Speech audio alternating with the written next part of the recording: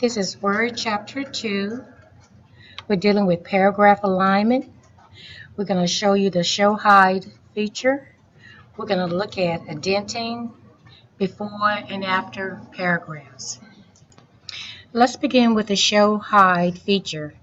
If you go up here in your paragraph grouping, you will see this icon that looks like a paragraph marker.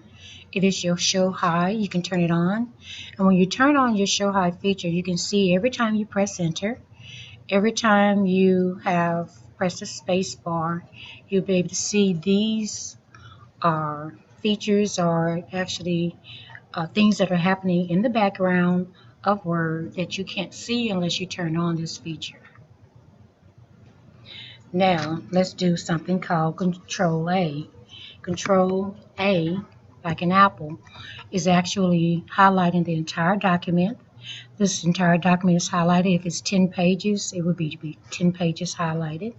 And what we want to do is align it, justify. So here in the paragraph feature, paragraph grouping again, we're going to click on justify. And as you can see, the document is now justified.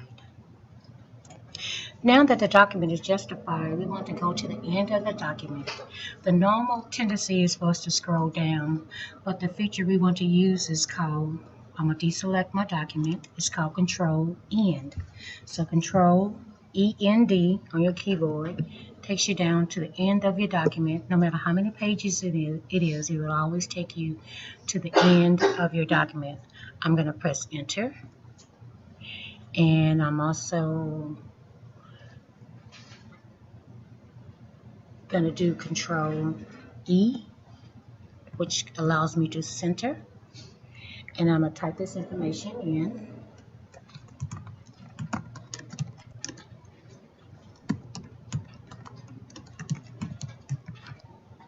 Now instead of me pressing enter, I'm going to press a shift enter. The shift enter is called the new line command, and we saw this in another feature previously.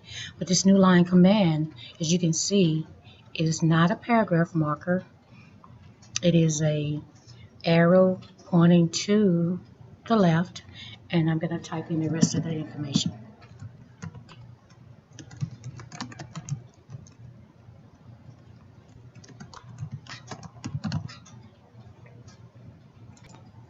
Now with the ShowHide button, you can see exactly what I've done. You can see where I press enter. You can see where I press the new line command, shift enter.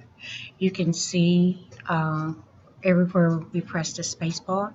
So that you can see these invisible marks, I'm going to turn off my ShowHide feature. And then we're going to move forward. Now we're going to look at paragraph alignment, and by doing that I want to do Control A again to highlight the entire document. I'm going to do Control Home, H-O-M-E, takes me at the top of the document. I'm going to have to do Control A again to deselect it, to select it again, and now I want to go here to my paragraph settings. This is in my, I'm going to go to my paragraph settings here.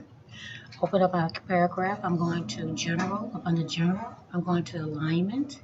My alignment is going to be left, and I'm going to click on OK, and you can see that left alignment is selected.